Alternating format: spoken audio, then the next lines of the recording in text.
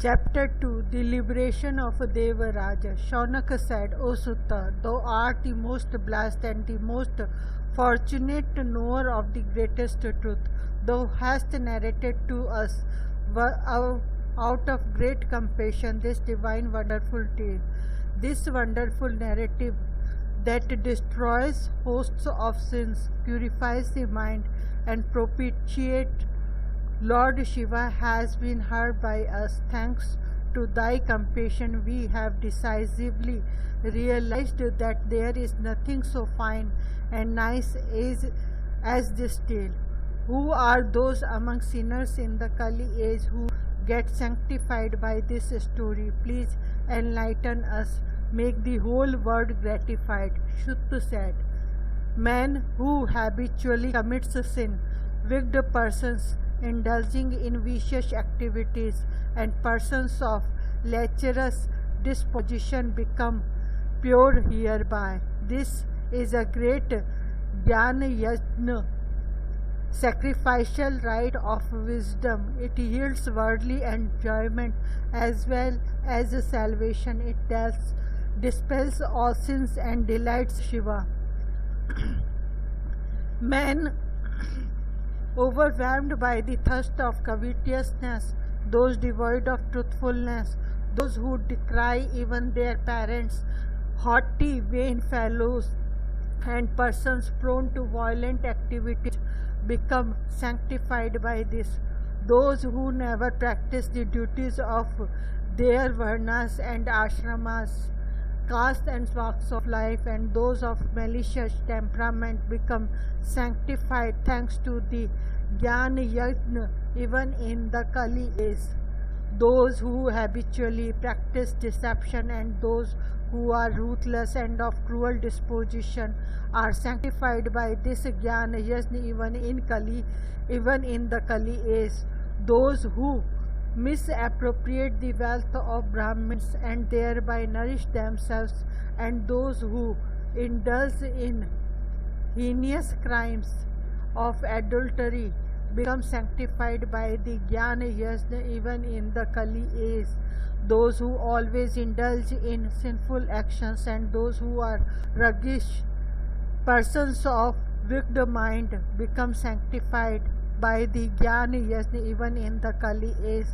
Men of unclean habits and wicked minds, men who know no peace, and men who swallow temple and trust properties become sanctified by the jnana yajna even in the Kali age. The merit accruing from this Puran destroys greatest sin, yields worldly enjoyments and salvations, and delights Lord Shiva. In this context, an ancient anecdote is cited as an example, the mere hearing of which removes all sin utterly. In the city of Kiratas, there lived a Brahmin extremely poor and deficient in Brahmanical knowledge. He used to sell various kinds of beverages and was averse to the worship of gods or to virtuous activities. He never practiced the daily Sandhya prayers or ablutions. His practice resembled a Vaishya's mode of living. He never hesitated to receive credulous persons. His name was Devaraja. Either by killing or by using various deceitful means, he used to rob Brahmin, Kshatriyas, Vaishya, Shudra, and others. Thus, by foul means, which much wealth was later accumulated by him. But the sinner that he was, not even the slightest part of his wealth was utilized in virtuous act. Once that Brahmin went to a lake to take his bath. There he saw a harlot called Shobhavati,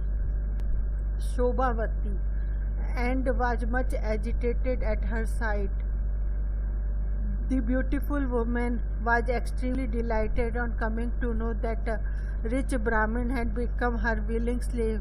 The Brahmin's heart was filled with love due to her pleasant talk. He decided to make her his wife, and she consented to have him as her husband. Thus, in mutual love, they sported for a long time, sitting, lying, eating, drinking, and playing together. They were not at all different from any other wedded couple. Dissuaded again and again by his mother, father, first wife, and others, though he never paid heed to their words, but continued his sinful activities. Once he became so enraged as to kill his mother, father, and wedded wife at dead of night while they were asleep, and took possession of their wealth. Enamored of the courtesans, he handed over to her his own wealth and also the wealth that he looted from his father, mother, and first wife.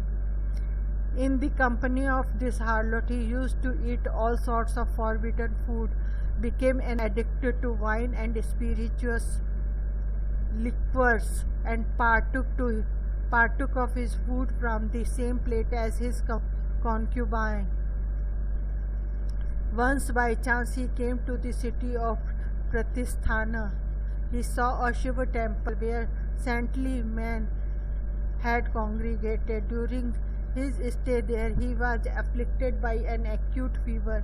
He heard the discourse on Shiva conducted by a Brahmin. The Brahmin Devraj, suffering from fever, died at the end of a month. He was bound with the nooses by Yama's attendants and forcibly taken to Yama's city. In the meanwhile, Shiva's attendant, dressed in white, smeared with ashes all over the body, wearing garlands of Rudraksha and wielding tridents in their hands, started furiously from Shiva-lok and reached Yama's city. They threatened the attendants of Yama, the god of death, and thrashed them. Releasing Devraj from their clutches, they seated him in a wonderful aerial chariot. When they were about to start to Kailash, a great tumult arose in the middle of Yama city, on hearing which Dharmaraj, the god of death himself, came out of his palace. He, on seeing the four messengers who appeared like replicas of Rudra himself, Dharmaraj, the knower of virtues, honored them in accordance with the custom. Yama came to know of everything through his vision of wisdom. Out of fear, he did not question the noble attendant of Shiva.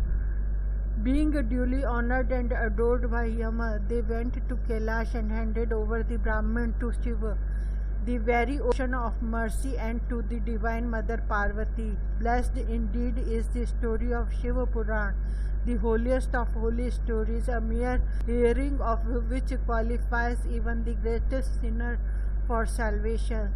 The great seat of Sadashiva is the greatest abode and the noblest of positions, which Vedic scholars have extolled as stationed above all lokas. Verse. Devraj, the base Brahmin, addicted to wine, enamored of a vile harlot, slayer of his own father, mother, and wife, and who out of greed for money had killed many Brahmin, Kshatriya, Vaishya, and Shudra as others, become a liberated soul instantaneously on reaching the supreme lok.